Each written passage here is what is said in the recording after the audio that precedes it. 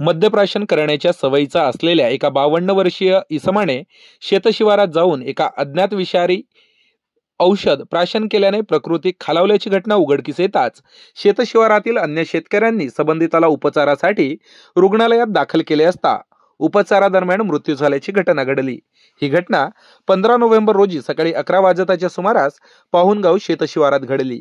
हिरालाल मनसाराम नागतोडे वय 52 वर्ष राहणार पाहुणगाव असे घटनेतील मृतक शेतकऱ्याचे नाव आहे। पोलीस सूत्रानुसार घटनेतील मृतक शेतकरी हिरालाल नियमित मद्यप्राशन करण्याच्या सवयीचा होता।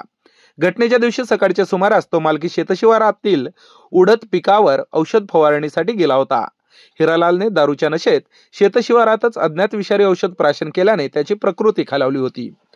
ही घटना शेतशिवारातील अन्य शेतकऱ्यांच्या लक्षात येताच त्यांनी या घटनेची माहिती पीडित शेतकऱ्याच्या कुटुंबियांना देत विषारी औषध प्राशनकर्त्या हिरालालला उपचारासाठी लाखांदूर येथील ग्रामीण रुग्णालयात दाखल केले।